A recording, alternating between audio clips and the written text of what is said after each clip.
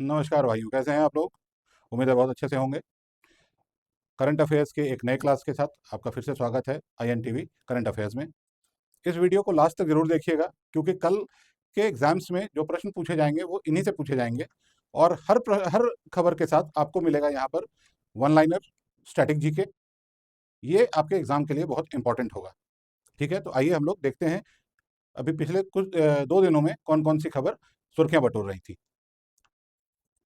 पहली खबर जो है वो है, हरियाणा राजस्थान के बीच ऐतिहासिक यमुना जल समझौता हुआ है। प्रसून जोशी भारतीय सिनेमा सुधार समिति के अध्यक्ष नियुक्त हो गए हैं। भारत जापान रणनीतिक शिखर सम्मेलन नई दिल्ली में संपन्न हुआ है। लेफ्टिनेंट जनरल संदीप जैन बने हैं सेना के उप प्रमुख। राष्ट्रीय फार्मेसी आयोग विधेयक 2026 पर जन परामर्श शुरू हुआ है। प्रशांत सीताराम बने गृह मंत्रालय के अतिरिक्त सचिव। और IIT गांधीनगर में बनेगा समर्थ सेमीकंडक्टर ट्रेनिंग हब। तो इन खबरों को थोड़ा हम लोग डिटेल में देखते हैं। पहली खबर जा रही है दोस्तों, ये हरियाणा और राजस्थान के बीच ऐतिहासिक यमुना जल समझौते से संबंधित है। इसमें क्या हुआ है थोड़ा सा हम लोग देखते हैं, फिर इसके बाद देखेंगे इस खबर से क्या स्टैटिक जीके और करंट अफेयर्स में प्रश्न बन सकते हैं। पहली खबर जो है वो है, हरियाणा और राजस्थान के बीच यमुना नदी के जल बंटवारे को लेकर एक ऐतिहासिक समझौता हो गया है। ठीक है, इस समझौते के बाद लगभग 34,102 करोड़ की लागत वाली विशाल अंडरग्राउंड पाइपलाइन परियोजना को तेजी से आगे बढ़ाया जाएगा। ठीक है, ये बहुत ही महत्वाकांक्षी परियोजना है, अंडरग्राउंड पाइपलाइन परियोजना, और इसको आगे बढ़ाने के लिए यह समझौता बहुत ही महत्वपूर्ण है। ठीक है, इस परियोजना का उद्देश्य सिंचाई सुविधाओं का विस्तार, पीने के पानी की उपलब्धता बढ़ाना तथा जल संरक्षण को आधुनिक पाइपलाइन नेटवर्क के माध्यम से मजबूत करना है। ठीक है, अब देखिए ये एक खबर थी। इस खबर से क्या क्या मुख्य बिंदु बाहर निकल के आते हैं, जो कि आने वाली बैंकिंग की परीक्षाओं या फिर SSC की परीक्षा या फिर स्टेट PCS की परीक्षा, इवन UPSC की परीक्षाओं में किस तरह के प्रश्न पूछे जा सकते हैं। परियोजना की लागत कितनी है? 34,102 करोड़। परियोजना का प्रकार कौन सा है? Underground pipeline network. उद्देश्य क्या है? सिंचाई और पेयजल आपूर्ति को मजबूत करना। प्रमुख लाभ क्या है इसके? जल की बर्बादी में कमी होगी। और संबंधित राज्य अभी कौन कौन से हैं? हरियाणा और राजस्थान के मध्य ये समझौता हुआ है। ठीक है, और महत्व क्या है इसका? महत्व क्यों ये महत्वपूर्ण है ये परियोजना? क्योंकि अंतरराज्यीय सहयोग एवं जल संरक्षण यानी कि वाटर कंजर्वेशन और इंटर स्टेट कोऑपरेशन पे इससे बढ़ावा मिलेगा। ठीक है, तो अगली खबर की ओर हम लोग बढ़ते हैं। अगली खबर, प्रसून जोशी जो भारतीय सिनेमा सुधार समिति के अध्यक्ष बने हैं उससे संबंधित है। ये क्या खबर है? प्रसिद्ध गीतकार, लेखक एवं प्रसार भारती के अध्यक्ष प्रसून जोशी को भारत सरकार ने एक उच्च स्तरीय सिनेमा सुधार समिति यानी कि high level cinema reforms panel का अध्यक्ष नियुक्त किया है। ठीक है, यह समिति भारतीय सिनेमा को वैश्विक स्तर पर अधिक प्रतिस्पर्धी, तकनीकी रूप से उन्नत तथा अंतर्राष्ट्रीय पहचान दिलाने के लिए सुधारों की सिफारिश करेगी। ये ध्यान रखना है, इसमें एक छुपी हुई बात बाहर आई। ये देखना कि ये जो प्रसून जोशी है, ये तो अभी हाई लेवल कमिटी के चेयरमैन तो बने ही हैं, अध्यक्ष तो बने ही हैं, लेकिन वो प्रसार भारती के भी अध्यक्ष हैं। ये ध्यान रखना है, प्रसार भारती के अध्यक्ष कौन है? प्रसून जोशी। ठीक है, भारतीय सिनेमा की ग्लोबल कॉम्पिटिटिवनेस को बढ़ाना, टेक्नोलॉजी ड्रिवन रिफॉर्म्स करना, अंतर्राष्ट्रीय सहयोग को बढ़ावा देना और फिल्म उद्योग के लिए आधुनिक नीति ढांचा तैयार करना यानी कि रिफॉर्म स्ट्रक्चर तैयार करना, ये इस समिति का उद्देश्य होगा। तो कौन अध्यक्ष नियुक्त हुए हैं? प्रसून जोशी। समिति का नाम क्या है? High level cinema reforms panel. क्या उद्देश्य है? भारतीय सिनेमा को वैश्विक स्तर पर प्रतिस्पर्धी बनाना यानी कि ग्लोबल लेवल पे इसकी सिनेमा की कॉम्पिटिटिवनेस को बढ़ाना है। प्रसून जोशी कौन है? प्रसून जोशी वर्तमान में प्रसार भारती के अध्यक्ष है। ये बहुत ही इंपॉर्टेंट जीके है, करंट अफेयर्स में बहुत ही इंपॉर्टेंट पार्ट प्ले करेगा। ये क्वेश्चन बन सकता है, ठीक है, हर एक स्तर पे। प्रसार भारती क्या है? प्रसार भारती भारत का सार्वजनिक प्रसारण संगठन है, जिसके अंतर्गत दूरदर्शन और आकाशवाणी आते हैं। प्रसार भारती के अंतर्गत कौन कौन से 2 सरकारी उपक्रम आते हैं? वो है आकाशवाणी और दूरदर्शन। ठीक है, तो अगले खबर की तरफ हम लोग बढ़ते हैं। अगला खबर किससे संबंधित है देखते हैं हम लोग। अगला खबर भारत और जापान के बीच बढ़ते रणनीतिक समन्वय से संबंधित है। इसको हम लोग एक बार देखते हैं कि क्या हुआ है भाई। भारत और जापान रणनीतिक शिखर सम्मेलन नई दिल्ली में आयोजित की गई है। शिखर समिट ऑर्गेनाइज किया गया है भारत और जापान के बीच में, और ये काफी रणनीतिक है। क्यों रणनीतिक है इसको हम लोग अभी देखते हैं। भारत और जापान के वरिष्ठ रणनीतिक प्रतिनिधि मंडलों के बीच नई दिल्ली में एक महत्वपूर्ण इंडिया जापान स्ट्रेटेजिक समिट, ये याद रखेंगे, India Japan strategic summit IJSS आयोजित किया गया। इस बैठक का उद्देश्य दोनों देशों के बीच क्षेत्रीय सुरक्षा यानी कि regional security, semiconductor supply chain, ठीक है, स्वच्छ ऊर्जा, डिजिटल तकनीक तथा इंडो पैसिफिक क्षेत्र में सहयोग, ये ध्यान देंगे, इंडो पैसिफिक क्षेत्र में सहयोग को और मजबूत बनाना था। क्यों महत्वपूर्ण है भारत और जापान के बीच का सहयोग? क्योंकि भारत और जापान लंबे समय से रणनीतिक साझेदार हैं, यानी कि स्ट्रेटेजिक पार्टनर्स हैं। दोनों देश मुक्त एवं समावेशी Indo Pacific free and open Indo Pacific की अवधारणा का समर्थन करते हैं तथा रक्षा, व्यापार, निवेश और आधुनिक तकनीकों के क्षेत्र में लगातार सहयोग बढ़ा रहे हैं।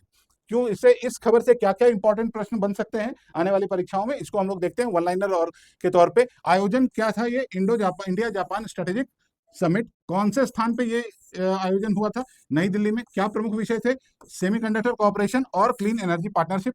ये क्यों महत्व है, इससे संबंधित जो वन लाइनर बन सकते हैं वो क्या है? ध्यान रखेंगे कि जापान जो है वो क्वाड का सदस्य भी है। एक 4 देशों का एक कमिटी है, 4 देशों का एक ग्रुप है जिनको हम लोग क्वाड बोलते हैं। अन्य मेंबर जो हैं क्वाड के जापान के अलावा कौन कौन है? भारत, अमेरिका और ऑस्ट्रेलिया। जापान तो है ही, जापान, भारत, अमेरिका और ऑस्ट्रेलिया मिलके ये एक 4 देशों का समूह बनाते हैं क्वाड। और इसीलिए चूंकि एक क्वाड मेंबर के साथ एक समिट मीटिंग थी, ठीक है, तो इस वजह से ही ये जो शिखर सम्मेलन हुआ है, रणनीतिक शिखर सम्मेलन, ये महत्वपूर्ण हो जाता है। ठीक है, आगे बढ़ते हैं हम लोग अगले खबर की तरफ।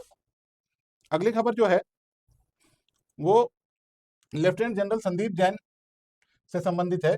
ठीक है, उनको क्या किया गया है? लेफ्टिनेंट जनरल संदीप जैन बने सेना के उप प्रमुख। ठीक है, ये क्या है? भारतीय सेना में शीर्ष स्तर पर नेतृत्व परिवर्तन के तहत लेफ्टिनेंट जनरल संदीप जैन ने आधिकारिक रूप से vice chief of army staff VCOAS का पदभार ग्रहण कर लिया है। ठीक है, vice chief of army staff क्या होता है? Vice chief of army staff भारतीय सेना का दूसरा सबसे वरिष्ठ अधिकारी होता है। यह सेना के प्रशासन, आधुनिकीकरण, सैन्य योजना तथा परिचालन तैयारियों में महत्वपूर्ण भूमिका निभाता है। यह नियुक्ति भारतीय सेना के आधुनिकीकरण, रणनीतिक योजना तथा भविष्य की रक्षा तैयारियों को मजबूत करने की दिशा में एक महत्वपूर्ण कदम माना जा रहा है।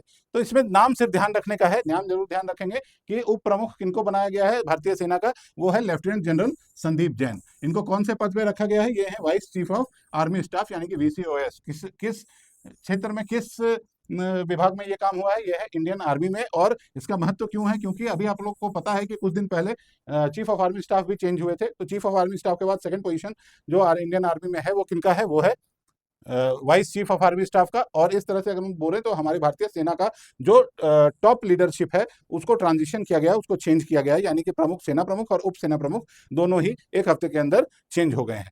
क्या फोकस है इसका? Defence modernisation. डिफेंस मॉडर्नाइजेशन के तहत ये काम किया गया है। ठीक है, आगे बढ़ते हैं हम लोग अगली खबर की तरफ। अगली खबर राष्ट्रीय फार्मेसी आयोग से संबंधित है। राष्ट्रीय फार्मेसी आयोग ने क्या किया है? राष्ट्रीय फार्मेसी आयोग विधेयक 2026 पर जन परामर्श शुरू किया गया है। एक नया विधेयक सरकार लाना चाह रही है जिसका नाम है राष्ट्रीय फार्मेसी आयोग विधेयक। और इस पर जो है पब्लिक डिस्कशन शुरू किए गए हैं, यानी कि जन परामर्श शुरू किया गया है ताकि विभिन्न बिंदुओं पर विचार किया जा सके, जनता की राय ली जा सके। क्या है इस खबर में? केंद्रीय स्वास्थ्य एवं परिवार कल्याण मंत्रालय ने प्रस्तावित नेशनल फार्मेसी कमीशन बिल 2026 पर आम जनता एवं संबंधित हितधारकों से सुझाव आमंत्रित किए हैं। इस विधेयक का उद्देश्य भारत में फार्मेसी शिक्षा, नियमन, लाइसेंसिंग तथा पेशेवर मानकों को आधुनिक बनाना है। ठीक है, अब इससे क्या प्रश्न बन सकते हैं? इससे इंपॉर्टेंट प्रश्न जो बन सकते हैं वो क्या है? विधेयक का नाम क्या है? National pharmacy commission bill 2026। किस मंत्रालय से संबंधित है ये bill? Ministry of health and family welfare. क्या उद्देश्य है? फार्मेसी एजुकेशन रिफॉर्म्स और मॉडर्न रेगुलेशंस बनाना, नए रेगुलेशंस, आधुनिक नियमावली तैयार करना ही इसका उद्देश्य है। दूसरा, जो फार्मेसी से संबंधित जो पढ़ाई है उसमें आमूलचूल बदलाव लाने की भी मंशा से ये विधेयक लाया जा रहा है। ठीक है, प्रक्रिया क्या है? पब्लिक कंसल्टेशन, पब्लिक से बातचीत, पब्लिक से डिस्कशन किया जाएगा। और ध्यान देना है कि फार्मेसी काउंसिल ऑफ इंडिया वर्तमान में फार्मेसी शिक्षा का नियामक निकाय है। ठीक है, ये फार्मेसी, नेशनल फार्मेसी कमीशन बनाना है। उसके पहले जो अभी निकाय है, अभी जो फार्मेसी की पढ़ाई को जो नियंत्रित करता है, जो रेगुलेट करता है, वो है फार्मेसी काउंसिल ऑफ इंडिया यानी कि पीसीआई। अगली खबर की तरफ हम लोग बढ़ते हैं। अगली खबर श्री प्रशांत सीताराम जी से संबंधित है, जो कि 2001 बैच के आईएएस अधिकारी हैं। क्या खबर है हमारे पास?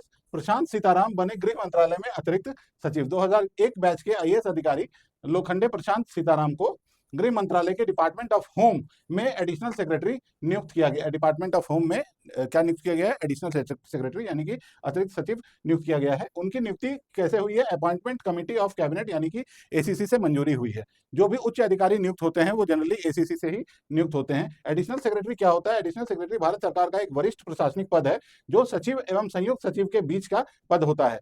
याद रखने वाली बात है कि इनको गृह मंत्रालय में के तहत जो है डिपार्टमेंट ऑफ होम में एडिशनल सेक्रेटरी तो नियुक्त किया ही गया है। इसके साथ साथ ये जो प्रशांत सीताराम जी हैं, ये सीबीएसई के चेयरमैन भी हैं।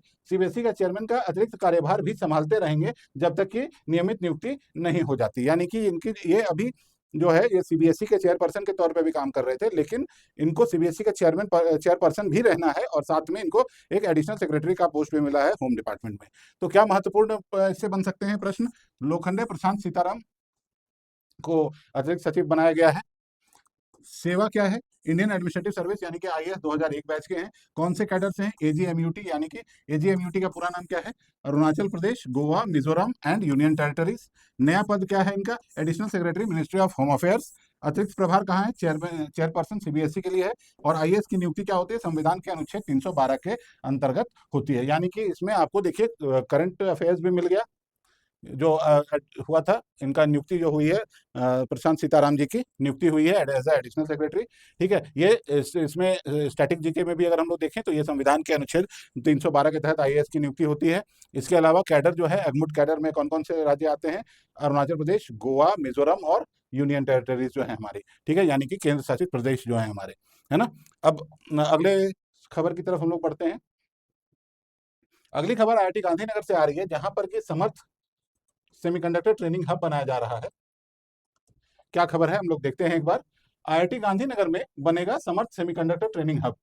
गुजरात के आईआईटी गांधीनगर में प्रोजेक्ट समर्थ, समर्थ का पूरा नाम क्या है? Silicon and advance semiconductor manufacturing research and training hub की स्थापना की जा रही है। इस परियोजना की कुल लागत लगभग 190 करोड़ है। और प्रोजेक्ट समर्थ है क्या, ये समझते हैं। यह परियोजना सेमीकंडक्टर निर्माण, अनुसंधान तथा कौशल विकास के लिए एक राष्ट्रीय प्रशिक्षण केंद्र है। इसका उद्देश्य इंजीनियरों, तकनीशियनों तथा छात्रों को आधुनिक सेमीकंडक्टर मैन्युफैक्चरिंग के लिए तैयार करना है। ठीक है, तो ये परियोजना का नाम क्या था जिसके तहत ये काम किया जा रहा है? इस परियोजना का नाम है प्रोजेक्ट समर्थ। पूरा रूप, इसका पूरा समर्थ का पूरा नाम क्या है? Silicon and advance semiconductor manufacturing research and training hub. ठीक है, ये कहाँ स्थित है? आईआईटी गांधीनगर यानी कि गुजरात में। कितने बजट का है? 190 करोड़ का। लक्ष्य क्या है? 10,000 प्रशिक्षित मानव संसाधन यानी कि 10,000 ट्रेंड ह्यूमन रिसोर्स को तैयार करना इसका लक्ष्य है। और इसकी सहयोगी संस्था कौन है? मेटी, जो गुजरात गवर्नमेंट एवं आईआईटी गांधीनगर, ये दोनों मिलकर कर रहे हैं। इसमें एक औद्योगिक पार्टनर यानी कि इंडस्ट्रियल पार्टनर भी रखा गया है, जिसका नाम है L&T semiconductor technologies. L&T semiconductor technologies. तो ये कुछ वन लाइनर थे इस खबर से संबंधित, जो आपको आने वाली परीक्षाओं में प्रश्नों के रूप में दिखेंगे। ठीक है, तो इनको आप जरूर से तैयार करके जाएं, ताकि आने वाली परीक्षाओं में इन खबरों से संबंधित कोई भी करंट अफेयर्स या स्टैटिक जीके पूछा जाता है तो वो आपसे मिस ना हो। अभी तक आप बने हुए हैं अगर इस वीडियो में, इसका मतलब वीडियो आपको जरूर अच्छा लगा है, इसलिए वीडियो को लाइक जरूर कीजिएगा। ये लाइक हमारे लिए प्रोत्साहन का काम करती है। ठीक है, चैनल को सब्सक्राइब कीजिए और बेल आइकन को प्रेस कीजिए। बेल आइकन को प्रेस कीजिए ताकि आने वाली सारी वीडियोस की खबर आप तक पहुंच जाए, ससमय पहुंच जाए। और अपने दोस्तों के साथ भी इस वीडियो को शेयर कीजिए, जिससे कि वो भी इस वीडियो से और इससे संबंधित जो वन लाइनर्स और करंट स्टैटिक जीके और करंट अफेयर्स से संबंधित मैं बताता हूँ, उससे वो लाभ उठा सकें। धन्यवाद। फिर मिलते हैं कल, फिर नए करंट अफेयर्स के साथ और उससे संबंधित प्रश्नों के साथ। Thank you very much. Have a good day.